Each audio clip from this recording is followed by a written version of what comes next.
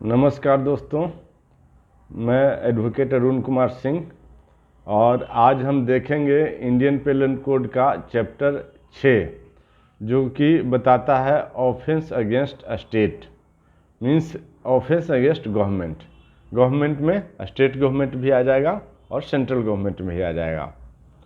तो ये सेक्शन में, ये चैप्टर में 10 सेक्शन है, 121 से लेकर के 130 तक, और एक सेक्शन बाद में जोड़ दिया गया है जो कि है 124A।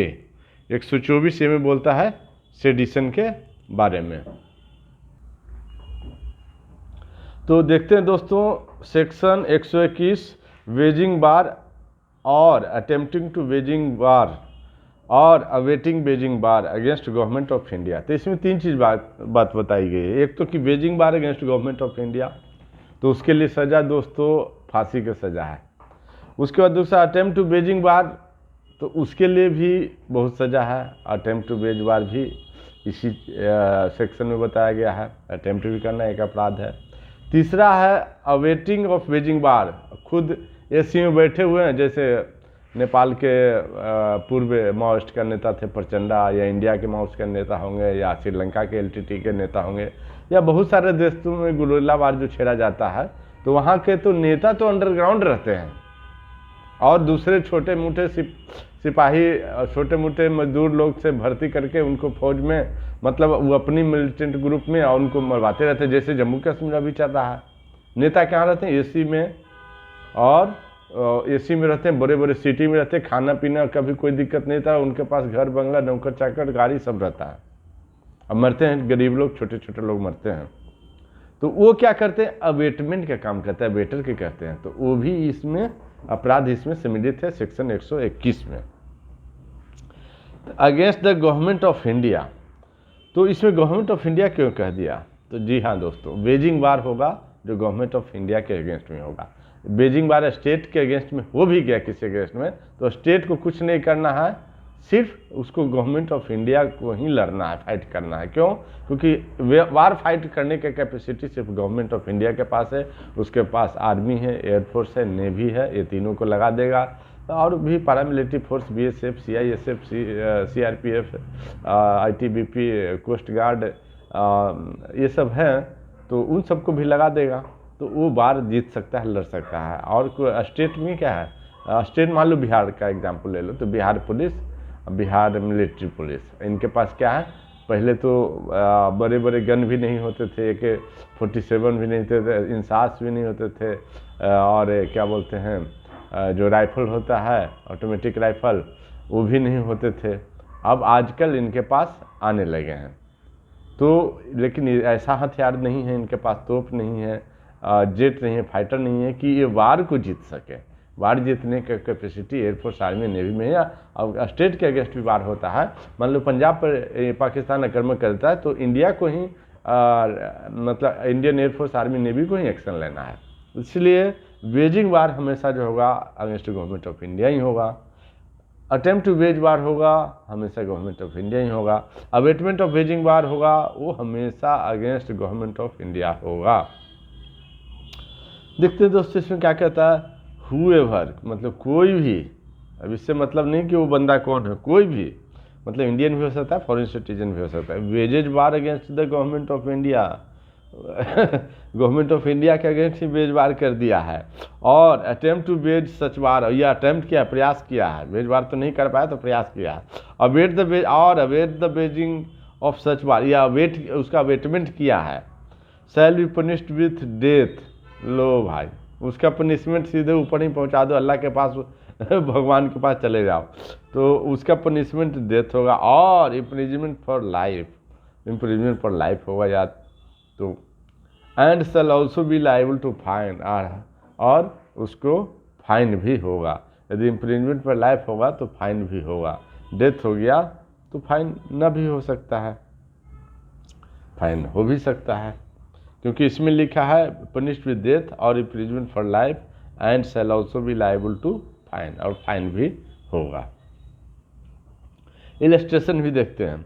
ये joins an insurrection against the government of India, ये भी एक व्यक्ति है ऑलरेडी किसी ग्रुप ने गवर्नमेंट ऑफ इंडिया के अगेंस्ट में वार छेड़ चुका है और वो ज्वाइन करता है, तो ज्वाइन करता है तो A has committed the offence defined in this section. तो ए क्या कर दिया, waging war against government of India कर दिया है और उसको इसके लिए पनिशमेंट मिलेगा। उसका पनिशमेंट क्या है, डेथ पेनाल्टी या life imprisonment and plus fine.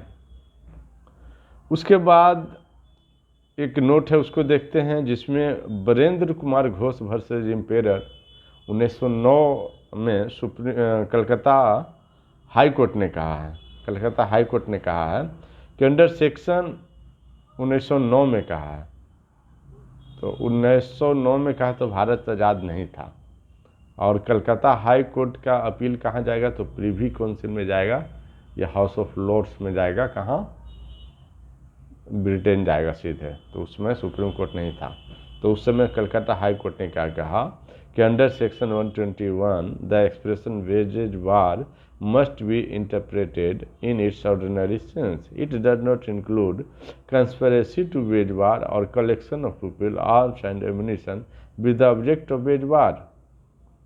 तो बोला कंस्पिरेसी करता है तो वो वेज वार नहीं हुआ, और कलेक्शन ऑफ पीपल, लोगों को इकट्ठा करता है, वेज वार नहीं हुआ। आर्म्स इकट्ठा करता है, वेज वार नहीं हुआ। एम्यूनिशन इकट्ठा करता है, वेज वार नहीं हुआ। With the object of waging war, waging war means actually war कर दिया, क्योंकि प्रिपरेशन डकैती का भी है, डकैती भी एक मीन्स फांसी का सज़ा तो उसमें नहीं है, लेकिन तो डकैती का प्रिपरेशन भी अपराध है। मान लो डकैती का भी प्रिपरेशन करेगा तो उसमें भी तो ये चीज़ें चाहिए, तो उसको वेजिंग वार में कर दोगे तो उसको फांसी ही मिल जाएगा। तो इसलिए बोला कि वेजिंग वार का मतलब है कि waging war government of India के अगेंस्ट या attempt of such war, and it does not include कि प्रीवियस जो है collection of people, arms, ammunition किया तो वेजिंग वार के कैटेगरी में आ जाएगा। इसके लिए आपको साबित करना पड़ेगा कि जो कलेक्शन ऑफ आर्म्स, एम्यूनिशन था डकैती के लिए नहीं था, चोरी के लिए नहीं था, पर्पस बेचने के लिए नहीं था, किसी और के अगेंस्ट में ग्रुपिंग, जैसे ज़मीन के कब्जा वब्जा लोग करते हैं, प्रॉपर्टी डीलर वगैरह, तो उसके लिए नहीं था। ये था तो किसके लिए था, ये था तो सिर्फ waging war against government of India के लिए, तब दोषी हो जाएगा क्योंकि प्रिपरेशन हो गया, प्रिपरेशन ऑफ वेजिंग वार। तो अटेम्प्ट टू प्रिपरेशन वेजिंग वार और अबेटमेंट ऑफ वेजिंग वार में भी फांसी है। आप अबेटमेंट ऑफ वेजिंग वार कर दिए, अटेम्प्ट टू वेजिंग वार कर दिए या वेजिंग वार कर दिए, तब तो फिर गए ही काम से। वेजिंग वार कर दिए तो वहाँ आर्मी की गोली से मार जाओगे, आर्मी की गोली से बच गए तो इधर कोर्ट में फांसी लग जाएगा, लेकिन अटेम्प्ट किए तो भी इधर फांसी लग जाएगा। सिर्फ अबेटमेंट उसका है, इंस्टिगेट, इंगेज इन कंस्पिरेसी और इंटेंशनली एड, आप इंटेंशनली जानबूझ के सहायता किए तब भी आपको वेजिंग वार के लिए, तब भी आपको फांसी की सजा लगेगी। अब देखते हैं दोस्तों सेक्शन 121A, जिसमें कहता है 121 जो है बहुत इम्पोर्टेंट है, 124A सेडिशन है, वही बहुत इम्पोर्टेंट है और बार बार आता है। जैसा कि मैं पहले भी बता चुका हूँ, क्वेश्चन 3 तरह के होते हैं, एक तो बहुत इम्पोर्टेंट, वेरी इंपॉर्टेंट, जो बार बार पूछे जाते हैं एग्जामिनेशन में, कॉम्पिटिटिव एग्जामिनेशन, जुडिशियल, एपीओ वगैरह वगैरह में, और जो एक होता है इम्पोर्टेंट जो कि पूछा जाता है कभी कभार और हमेशा रिपीटेशन उसका नहीं होता है। तीसरा होता है कि लेस इम्पोर्टेंट, जस्ट उसको गो थ्रू करना है, टाइम मिले तो, टाइम नहीं मिले तो आप उसको छोड़ सकते हो। इम्पोर्टेंट, वेरी इंपॉर्टेंट है, इम्पोर्टेंट को तो बार बार रिवीजन करके उसको आपको मगअप कर लेना है, कंठस्थ करना है, याद रिमेंबर कर लेना है, लर्न कर लेना है।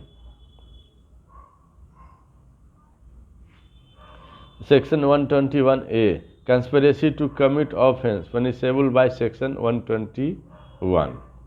अब कहता है कि सेक्शन 121A में क्या कहता है कि conspiracy to commit offence punishable by section 121। और 121 के लिए आपने कंस्पिरेसी कर दिया, मतलब क्या, किसका कंस्पिरेसी किया, वेजिंग वार का कंस्पिरेसी किया, अटेम्प्ट ऑफ वेजिंग वार का कंस्पिरेसी किया, अवेटमेंट ऑफ वेजिंग वार का कंस्पिरेसी किया अगेंस्ट गवर्नमेंट ऑफ इंडिया, तो आप 121A में दोषी पाए जाएंगे। हुएवर विद इन और विदाउट इंडिया, इंडिया में भी इंडिया के बाहर भी करते हैं कंस्पिरेसी, तब भी conspiracy means what, doing secret meeting to commit a crime. यहाँ क्राइम क्या है, waging war against government of India और सो अटेम्प्ट और सच अवेटमेंट, 3 है। तो conspire to commit any of the offences punishable by section 121 within India और outside India, और whoever conspire और whoever conspire to over be मतलब overthrow by means of criminal force और by show of criminal force the central government और any state government, कि उसको government को सब अधिकारी को, सब मिनिस्टर को बंदी बना ले, मुख्यमंत्री को बंदी बना ले, दूसरा गवर्नमेंट को उस पर बैठा दे, थोप दे, तो उसका क्या होगा, मतलब यहाँ स्टेट गवर्नमेंट को भी थ्रो करना है या सेंट्रल गवर्नमेंट को भी हटा करके दूसरा गवर्नमेंट बैठाना है, तो ये पनिशमेंट 2 एड है। 121 का कंस्पिरेसी करना, सेंट्रल गवर्नमेंट और स्टेट गवर्नमेंट को थ्रो आउट करना, तो ये 3 उसमें था 121 में और 2 इसमें हो गया, स्टेट गवर्नमेंट को थ्रो आउट करना, सेंट्रल गवर्नमेंट थ्रो आउट करना, तो 3 2 5 पनिशमेंट के लिए बोलता है, shall be punished with imprisonment for life. लो भाई, फिर जिंदगी भर गए काम से, और विथ इम्प्रिजमेंट इधर डिस्क्रिप्शन बीच में एक्सटेंड टू 10 ईयर्स, और 10 साल का मिनिमम सजा है ना, बीच में एक्सटेंड टू 10 ईयर 10 साल का सजा है। And shall also be liable to fine, और फाइन भी होगा, मतलब लाइफ इम्प्रिजमेंट या 10 साल तक सजा, या and also and plus, and मतलब plus also liable to fine. To constitute a conspiracy under this section it is not necessary that any act और legal conspiracy omission shall take place in pursuance thereof. तो conspiracy के लिए कोई ज़रूरी नहीं कि separate meeting किए कि ऐसा वार करना है और उसके बाद जो है एक्ट को किया ही गया हो, ऐसा कोई ज़रूरी नहीं है।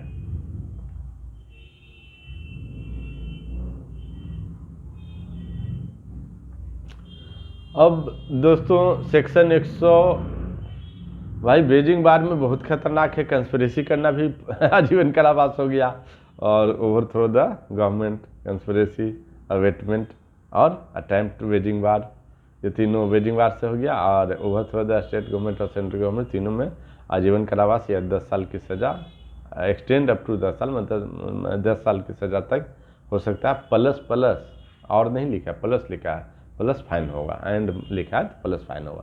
122 देखते हैं, भाई कलेक्टिंग आर्म्स इम्यूनेशन कर रहे हो एक्सेट्रा बोल दिया है, with intention of waging war against government of India. लो भाई क्या काम से, फिर तो whoever collect the arms, whoever collects the men, आदमी को इकट्ठा पहले करोगे, फिर आर्म्स को इकट्ठा करोगे, फिर एम्यूनेशन इकट्ठा करोगे, और अदरवाइज प्रिपेयर्स टू वेज वार।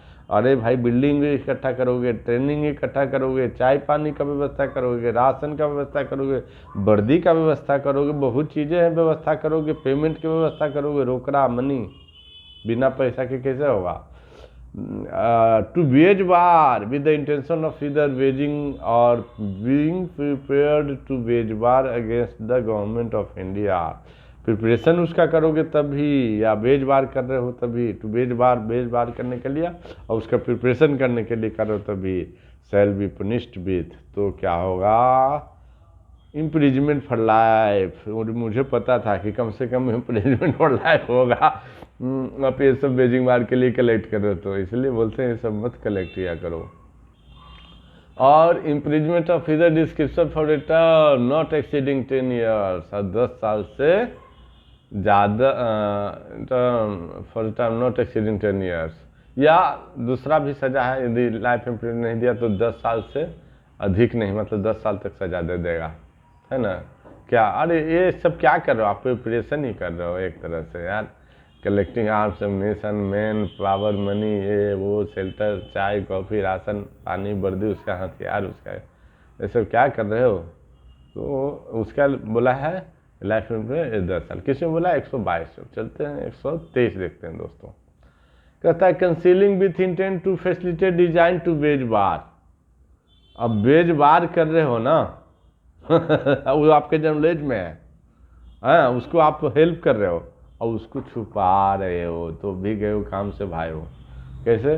तो whoever by any act or by any illegal omission conceals, मतलब छुपा रहा है, the existence of a design to wage war against the government of India, मतलब बेजिंग वार को आप किसी तरह छुपा रहे हो, उसका प्रिपरेशन हो, उसका अवेटमेंट हो, उसका बेजिंग वार हो, उसका collection of arms, man power, money, shelter है वो, राशन पानी सब कुछ हो, तो छुपा रहे हो, तब भी गए काम से।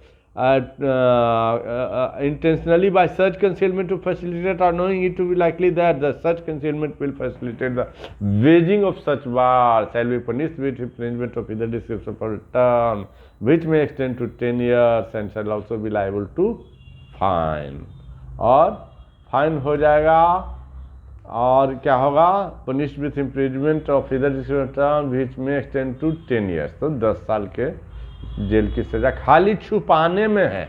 आपकी नॉलेज में है बेजिंग बार के प्रिपरेशन हो रहा है, अवेटमेंट हो रहा है, अटेम्प्ट हो रहा है, बेजिंग बार होने जा रहा है, बेजिंग बार होगा, बेजिंग बार हो रहा है, तो पुलिस को बताए नहीं, किसी को पूछने पर आप पुलिस को बताए नहीं, कोर्ट को बताए नहीं, थाना को बताए नहीं, गवर्नमेंट को बताए नहीं, गवर्नमेंट ऑफिसर को बताए नहीं, आर्मी को बताए नहीं, CRPF को बताए नहीं, तो आपको क्या होगा, 10 साल जाओ भाइयों अंदर, 10 साल की सजा हो जाएगी।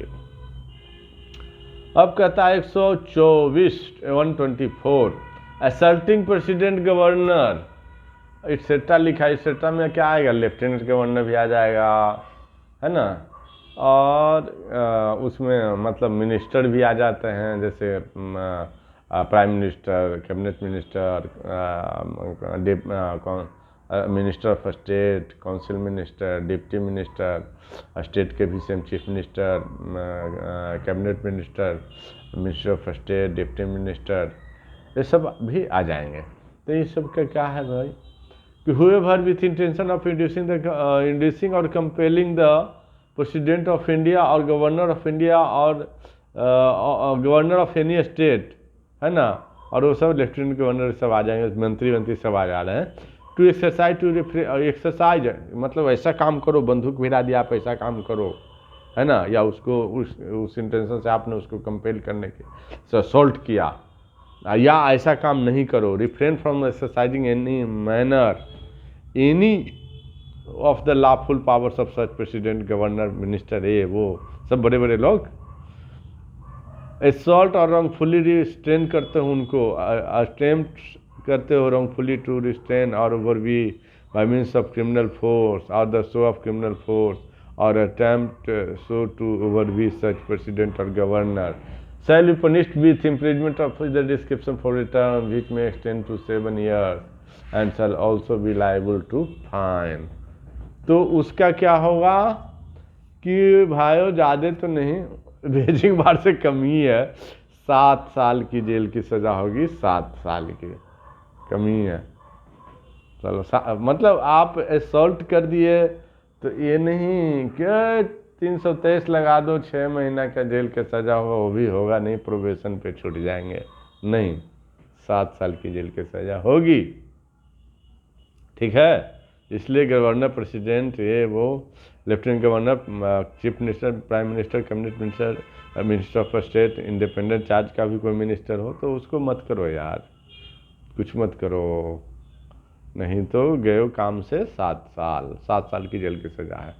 चलो 124 से जो बार बार जुडिशरी एग्जाम में पूछे जाते हैं दोस्तों, APO के भी एग्जाम में पूछे जाते हैं, सेडिशन, क्या, राजद्रोह, और क्या, या देशद्रोह। तो क्या है सेडिशन भाई, राजद्रोह, देशद्रोह क्या है, तो ये है राजद्रोह।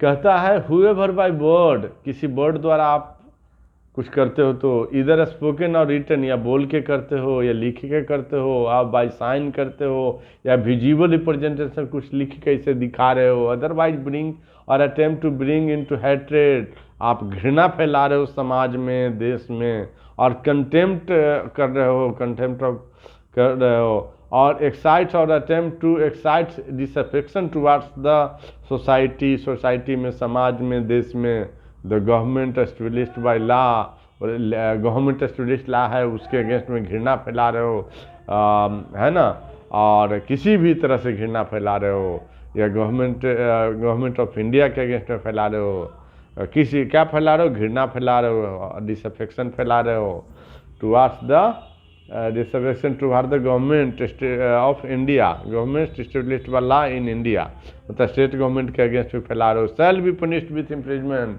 To which shall be punished with imprisonment for life, लो भाई फिर से जीवन कारावास, फिर से चले गए जेल की सजा, आजीवन कारावास में।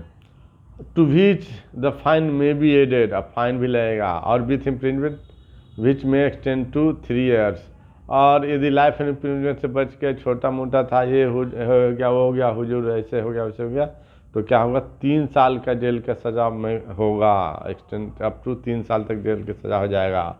टू विच फाइन में बी एडेड, और विथ फाइन,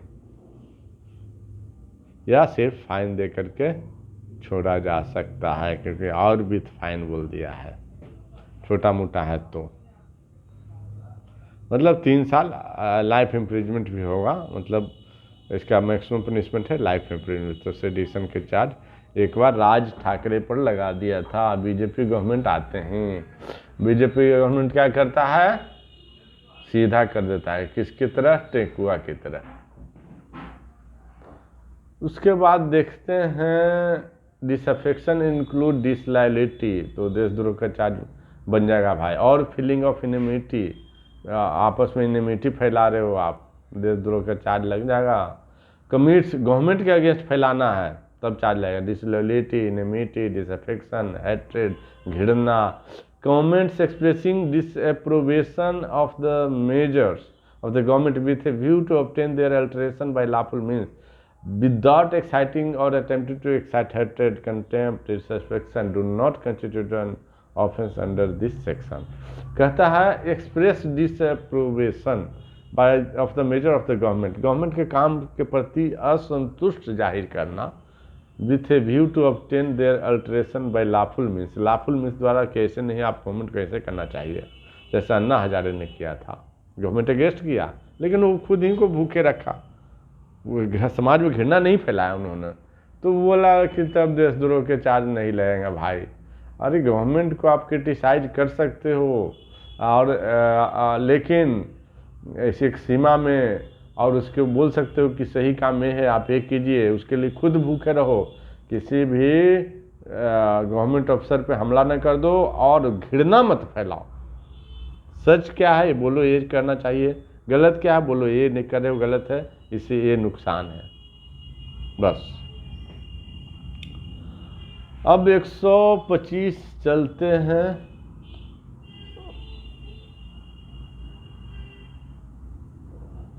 दूसरा आगे बोलता है डिसअप्रोवेशन ऑफ द एडमिनिस्ट्रेशन, एडमिनिस्ट्रेशन का भी क्रिटिसाइज करते हो, other action of the government without exciting और अटेम्प्टिंग टू एक्साइट हर्ट, बिना घृणा फैलाए और डिसअफेक्शन किए तो भी ये मतलब सेडिशन का चार्ज नहीं लगेगा। आप क्रिटिसाइज करो भाई, लेकिन घृणा मत फैलाओ, डिसअफेक्शन मत फैलाओ गवर्नमेंट के अगेंस्ट, कि गवर्नमेंट का कोई बात ही न कोई सुने, तो फिर सेडिशन का चार्ज लग जाएगा 124 से।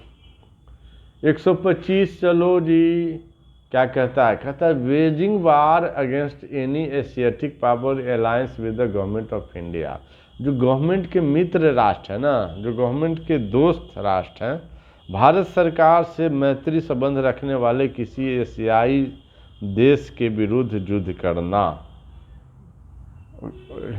Waging war against the friendly country of the India in Asia में, Asian country of Asian friendly country of India, जैसे पाकिस्तान का तो छोड़िए, तो पाकिस्तान के अगेंस्ट वेजवार करना कर दो, हमको कोई मतलब नहीं है। नेपाल, भूटान, बांग्लादेश, श्रीलंका, म्यांमार, ईरान, अफगानिस्तान और जो भी है, थाईलैंड, श्रीलंका, ये सब, मालदीव, तो इनके अगेंस्ट में वेजवार नहीं करो भाई, नहीं तो वहाँ भी सजा है। Whoever wage war against the government of any static power in alliance or at peace with the government of India or attempt to wage war, such war attempt भी करते तो ये अवेटमेंट करते तो भी, मतलब 3 तरह से बेजिंग वार करते हो, अटेम्प्ट टू बेज वार करते हो, abet to waging war of such war करते हो, shall punish with imprisonment for life, उसके लिए भी तो ज़्यादा ही है उसके लिए भी। टू विच फाइन में बी एडेड और with imprisonment for the description for return which में एक्सटेंड टू 7 ईयर्स, और 7 साल तक जेल के साथ टू विच फाइन में बी एडेड और विथ फाइन, ठीक है, या विथ फाइन भी हो सकता है, एलोन फाइन भी हो सकता है, और लिखा है ना, तो एलोन फाइन भी हो सकता है। तो समझ गए, गवर्नमेंट ऑफ इंडिया के अगेंस्ट में आपको क्या करना है, बेज वार नहीं करना है, अटेम्प्ट टू बेज वार नहीं करना है, अवेटमेंट ऑफ बेज वार नहीं करना है, और क्या नहीं करना है, overthrow of the government, state government या सेंट्रल गवर्नमेंट को नहीं करना है। फिर कहता है कि उतना ही नहीं, 125 में बोलता है, सेक्शन 121 में बोला, 125 में बोलता है कि भाई एशियाटिक कोई नेशन है और जो इंडिया के साथ उसका फ्रेंडली रिलेशन है, उसके साथ भी मत करो, नहीं तो क्या हो जाएगा, नहीं तो लाइफ इम्प्रिजमेंट है और 3 साल का सज़ा है, नहीं तो कितना है सज़ा, लाइफ इम्प्रिजमेंट है, extend to 7 years, extend to 7 years. चलो 126 देखते हैं, committing depredation on territory of power at peace with the government of India. अरे भाई, भारत सरकार के शांति का संबंध रखने वाले शक्ति के राज्य क्षेत्र में लूटपाट करना है ना, तो लूटपाट क्यों कर रहे हो यार, लूटपाट रॉबरी लूट कर रहे हो इंडिया में तब भी अपराध है, अब भारत के मित्र देश में कर रहे हो तब भी अपराध है, ठीक है। कहता है whoever commits लूटपाट या डिप्रेडेशन और makes preparation to commit depredation means लूटपाट on the territory of power in alliance और at peace with the government of India shall be punished with imprisonment term which में एक्सटेंड टू 7 ईयर, 7 साल की सजा हो जाएगी वहाँ लूटपाट करोगे तो, and shall also be liable to fine and to forfeiture of any property used for और intended to be used in committing such लूटपाट और एक्वायर्ड बाय सच लूटपाट या डिप्रेडेशन, डिप्रेडेशन मतलब लूटपाट। अरे मत करो यार, 7 साल की सजा हो जाएगी। अब चलो 127, रिसीविंग प्रॉपर्टी टेकन बाय वार और लूटपाट मेंशन इन सेक्शन 125 और 26 में। अब 25 में क्या है, एशियाटिक पावर से लूटपाट कर दी, 25 में लूटपाट नहीं किया, waging war against Asiatic power ही कर दिए आप, और 126 में लूटपाट वहाँ के मचा दिए यार, एशिया इंडिया के जो मित्र राष्ट्र हैं एशिया में उसके अगेंस्ट, तो उसकी प्रॉपर्टी को क्या हो गया, whoever receives any property knowing to the same to have taken in the commission of any offence mentioned in 125 shall be punished with imprisonment or other discretion which may extend to 7 years, 7 year है, and also liable to fine and to forfeiture of property so received। और जो property लिए हो ना वो भी दो, fine भी दो, और 7 साल चक्की फिशिंग एंड फिशिंग करो। उसके बाद है 128, public servant voluntarily allowing prisoner of state और war to prisoner of state, prisoner of war to escape.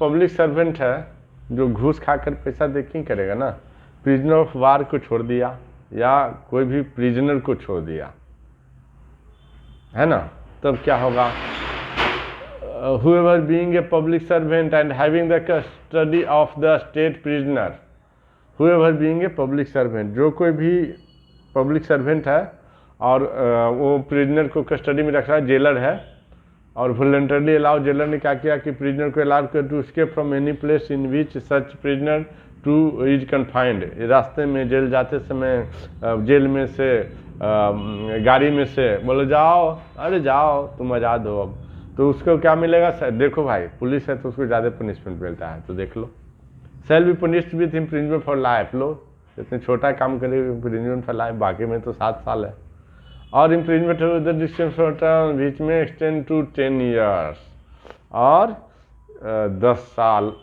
तक हो सकता है, and shall also be liable to fine. तो पब्लिक सर्वेंट है, कोई भी अपराध करोगे तो ज़्यादा सजा है, आम लोग कोई अपराध करो तो कम सजा है। चलो देखते हैं, लाइफ इम्प्रिजमेंट बहुत ज़्यादा है ना। अच्छा चलो 129 देखते हैं। 129 में क्या है कि public servant negligently suffering such prisoner to escape. अब नेग्लिजेंट कर दिया, पान खाने गया था, सरफरोश फिल्म देखे हो, पान खाने गया था और प्रिजनर यहाँ भाग गए कैदी, तो क्या हुआ? However being a public servant and having the custody of such state prisoner, prisoner of war, negligently suffers and prisoner to escape, negligently उसके negligent के कारण prisoner escape करके भाग जाता from any place of confinement in which such prisoner is confined, shall be punished with simple imprisonment for a term which may extend to 3 years। negligence से हो गया तो negligence तो हो जाता है, तो बोला ज़्यादा नहीं, 3 साल प्रसाद ग्रहण करो and also liable to fine, और 3 साल चक्की पीसो।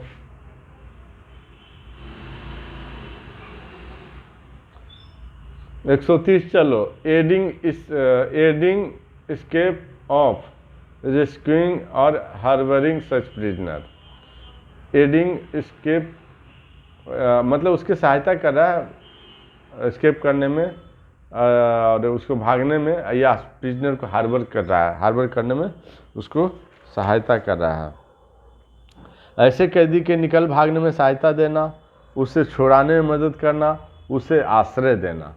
तो देते हो तो देख लो क्या होगा। Whoever knowingly aids or assists any state prisoner, prisoner of war, in escaping from lawful custody or rescue or attempt to rescue in such prisoner, harbor, उसको और घर में रहने के लिए दे रहे हो, conceal any such prisoner, और उसको छुपा रहे हो, छुपने के लिए दे रहे हो, who has escaped from lawful custody or offers or attempt to any offers to offer any resistance to the recapture of such prisoner, उसको रिकैप्चर नहीं होने दे रहे हो, shall be punished with imprisonment for life, तो life imprisonment के लिए punishment होगा, और with imprisonment of other description for return which में एक्सटेंड टू 10 years, या with imprisonment for other description for return which में एक्सटेंड टू 10 years, और 10 साल के लिए उसको सजा मिलेगा। And shall also be liable to fine, और उसको भी फाइन लगेगा। तो उसका कितना साल है? आप किसी को सहायता करो निकलने में, उसका आश्रय दे रहे हो, उसको छुपा रहे हो, तो 10 साल की सज़ा है, extend to 10 years। A state prisoner और prisoner of war who is permitted to be at large on his parole within certain limit in India is said to escape from lawful custody if he goes beyond the limits within which he is allowed to be at large। उसको जहाँ जाने बोला गया, payroll किस लिए? बेटी की शादी कहते हैं, यहाँ से आपको घर जाना है, घर से कहीं नहीं जाना है, और उसके बाद आप कहीं चले गए तो आपको अरेस्ट कर लिया जाएगा, मतलब वो बोला जाएगा कि आप इनलार्ज हो गए हो। तो ये था दोस्तों चैप्टर 6। अब आगे देखेंगे हम दोस्तों चैप्टर 7, जिसमें बताया गया है offence relating to air force, army और नेवी, जो कि एकदम इम्पोर्टेंट नहीं है, आपको नहीं आता है। However I was in Indian Air Force for 20 years and I was a combatant member of Indian Air Force. तो मैं तो इसको जानता हूँ, इंटरेस्ट भी लेता हूँ, पढ़ता भी हूँ, लेकिन आपके लिए इम्पोर्टेंट नहीं है, तो इसको ऐसे ही जस्ट एक देखेंगे और आगे बढ़ जाएंगे। थैंक यू दोस्तों, मेरा चैनल को प्लीज़ लाइक शेयर सब्सक्राइब करिए, उसको वायरल कीजिए, इसको फैलाइए। आपके लिए मैं बहुत अधिक मेहनत करूंगा, बहुत जल्द से जल्द इसको आईपीसी को ख़त्म करके सीआरपीसी शुरू करूंगा। और यदि आप बहुत नहीं फैलाए, शेयर सब्सक्राइब लाइक नहीं किए, तो थोड़ा जब टाइम मिलेगा तो करूंगा, थोड़ा स्लो करूंगा। थैंक यू दोस्तों, बाय। कल के लिए wish you happy Republic day. Thank you.